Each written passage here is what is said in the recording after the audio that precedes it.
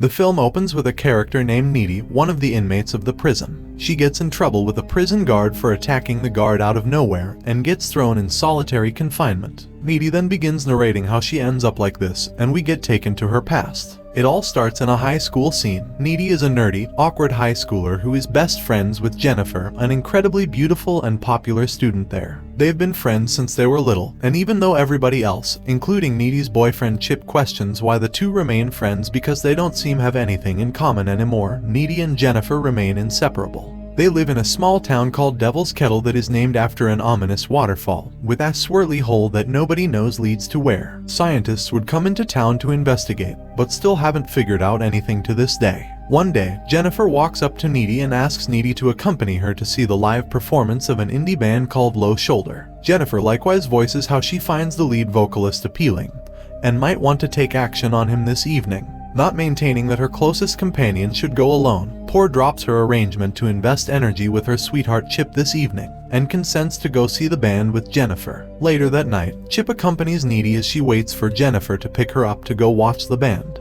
Here we learn that Needy and Jennifer must have some sort of psychic connection, because Needy is randomly able to tell when Jennifer arrives at her house. Chip, who witnesses this, finds it very odd. He then goes downstairs and watches Jennifer and Needy interact. It is obvious from his reaction that he dislikes Jennifer because of how crass she treats Needy. Not long after, Jennifer and Needy arrive at the pub, where the band Low Shoulders is about to perform. There they pass by their classmate Craig, who, like everybody else in town, adores Jennifer. They also come across Ahmed, a foreign exchange student from India who goes to their school. Up next, Officer Roman, who casually sleeps with Jennifer from time to time, comes up to them and tries hitting on her. However, Jennifer ditches him for Low Shoulders' lead singer, who she immediately walks up to with Needy by her side. Jennifer then, at that point, timidly acquaints herself with Nikolai, the lead vocalist, and offers to get him a beverage. At the point when Jennifer heads toward the bar, Poor hears Nikolai creepily conversing with his bandmate about how Jennifer should be a virgin.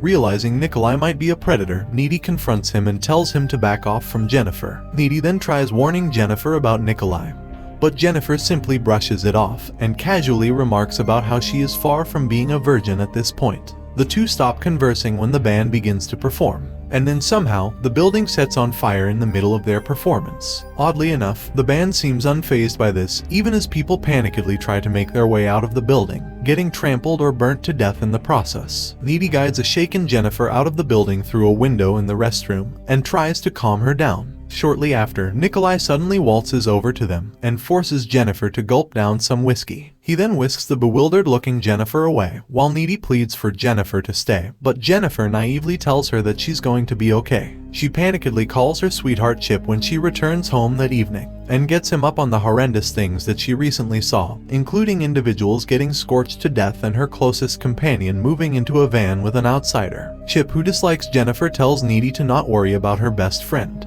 Not long after, Needy startles when she hears the doorbell ring and steps downstairs to answer it, but finds no one outside the door when she does. But when she is about to go back upstairs, she begins hearing rustling noises coming from the kitchen and moves to turn off a dripping sink. But then, Jennifer stands in front of her covered in blood, with a lewd smile plastered on her face. She then ransacks the fridge and attempts to eat, but proceeds to throw up tar-looking black goo. Needy rushes to the foyer to call for help, but all of a sudden, Jennifer pins her to the wall and begins caressing her. Jennifer then moves to bite her neck until she leaves a mark, before she exits the house while police sirens can be heard in the background. On the next day, the school is buzzing with news about how the town's pub burnt to the ground and only several people managed to make it out, while Needy appears to be deep in thought, thinking about what she witnessed last night. Jennifer then, at that point, nonchalantly approaches her, looking completely ordinary, what's more, shockingly casual about the way that individuals that they knew kicked the bucket in the fire the previous evening.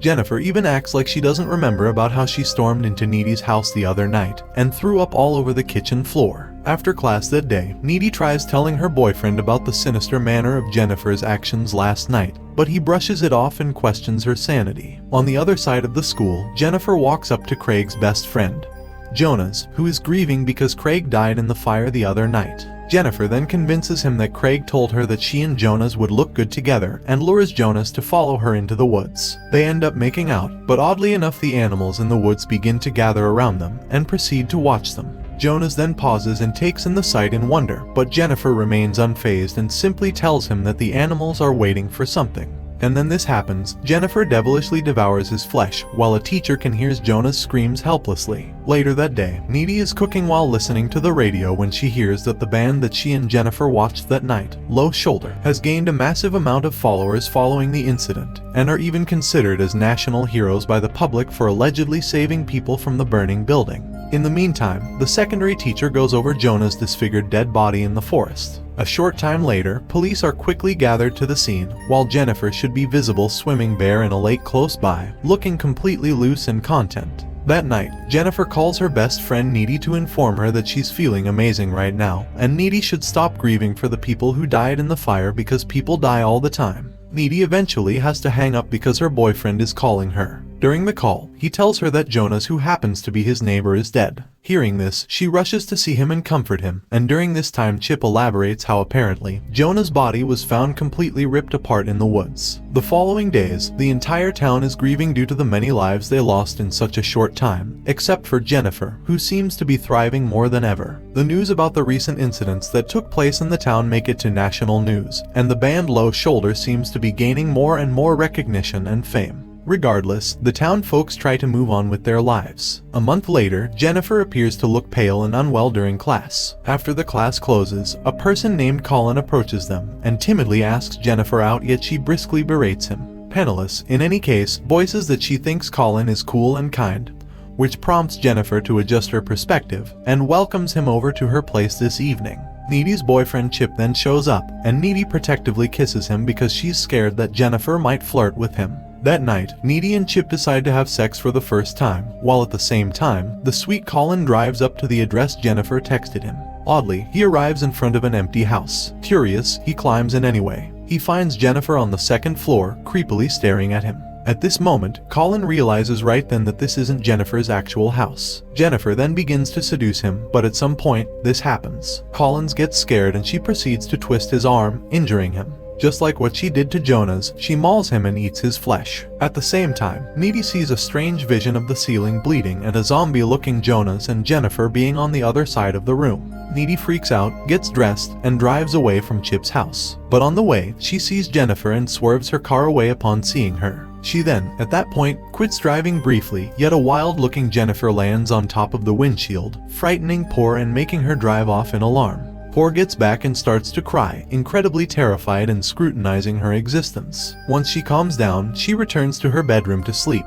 but finds Jennifer there, looking calm and chipper. She tenderly kisses Needy and the two end up making out for a while, until Needy pulls away and demands Jennifer to explain what's going on. This is when Jennifer casually tells her what happened that night, after she climbed into Low Shoulder's van. Realizing that the van was driving into the woods, Jennifer started to get scared. Afraid that they might force their way with her, she tried to convince the band that she's a virgin, and that she knew absolutely nothing about sex. The van then stopped in the middle of the woods, and the bandmates forcibly dragged her by the infamous waterfall, and tied her up as they prepared to commence a satanic ritual that supposedly would make them famous. Nikolai, the lead singer, proceeds to read a satanic mantra, before stabbing her on the chest with a sharp blade, which killed her. Nikolai then, at that point, unloaded the edge into the swirly opening to dispose of the proof. In the present, Jennifer continues to enlighten Poor that she doesn't recall a lot regarding what occurred later, with the exception of the way that she reawakened, and wound up strolling towards Penniless' home. She also felt a craving for human flesh, but she couldn't bring herself to kill Needy because she loves her, so she decided to run away. At some point during that night, Jennifer came across Ahmed, the foreign exchange student who also survived the fire, and ended up killing and eating him instead. She also explains that when she is full, she is invincible. She proves this by cutting herself and showing how the wound instantly heals. On the contrary, she gets very weak when she is hungry. Needy, who is overwhelmed by all this information, tells Jennifer to go, and Jennifer reluctantly makes her way out through the window. On the next day, Needy attends Colin's funeral and silently realizes that she saw Jennifer covered in blood last night because she just killed Colin. Needy heads to the library later that day, and for days to come, she spends her time in the library researching about demons and the occult, trying to find some sort of explanation regarding what Jennifer has become.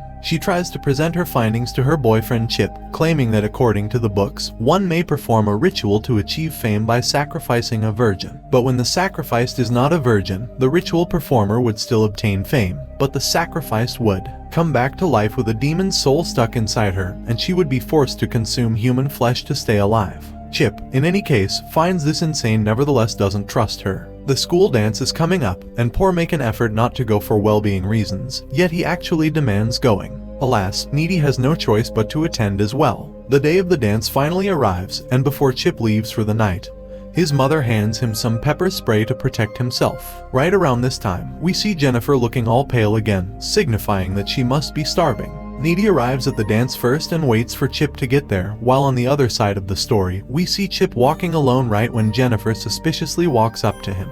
Jennifer begins spouting lies about how Needy used to cheat on him with Colin, and so Chip needs to come with Jennifer now so they can hook up to get back at Needy. At the school dance, as it turns out, Low Shoulder is making an appearance. Needy makes a sour look as the band begins to perform. Back to Jennifer, she and Chip are now making out by a tree. And somehow with her random psychic skills, Needy is able to sense that something is going down. Hence she dashes outside, and some way or another immediately knows where to go. Jennifer brings Chip inside an unwanted pool, while Poor decisively races to their area with her clairvoyant GPS. Jennifer tries to kiss Chip again, right when Chip changes his mind because he loves Needy too much to cheat on her. Hearing his reluctance, Jennifer throws Chip into the pool and proceeds to attack him. Just in time, Needy arrives. Seeing her boyfriend in trouble, Needy jumps into the pool and pulls Jennifer away. Chip then hands her the pepper spray and Needy proceeds to use it against Jennifer. Furious, Jennifer throws up some black goo and begins to hover over the water while Needy helps Chip get off the pool. Needy then confronts Jennifer and proceeds to ask why she has to go after Chip out of anyone, but Jennifer simply deflects and refuses to give a conclusive answer. Jennifer then stomps her way closer, right when Chip stabs her in the gut with a metal bar before collapsing to the ground. Jennifer looks at Needy with a sullen look and walks away after taking the metal bar out. Needy moves to kneel next to Chip and they confess their love to each other as he bleeds to death. Meanwhile, Jennifer gets back, looking pale, feeble, and beaten down regardless. This is when Destitute abruptly breaks in through the window also, continues to go after her for killing Chip. Jennifer bites her on the throat before letting go again. And up next, Needy pulls out a box cutter and cuts an X mark over her abdomen. With her demon power, Jennifer hovers them above the bed and the two scuffle some more until Needy rips the friendship necklace off Jennifer's neck, taking her off guard just long enough for Needy to stab her right in the heart, both literally and metaphorically. And that is exactly how Needy ends up in prison. We then return to present day, where Needy is a prisoner locked up in solitary confinement. As it turns out, because Jennifer bit her, she now has some demon powers. She uses it to levitate and break her way out of prison. She randomly comes across the knife that Nikolai the lead singer used to kill Jennifer, and picks it up. Needy then hitches a ride with a stranger to attend Low Shoulder's concert. After Low Shoulder's massive concert ends, we learn that the entire band gets murdered that night, signifying that it was Needy who did it. The film ends with Needy seen walking out of a hotel room through a security footage. Thanks for watching video.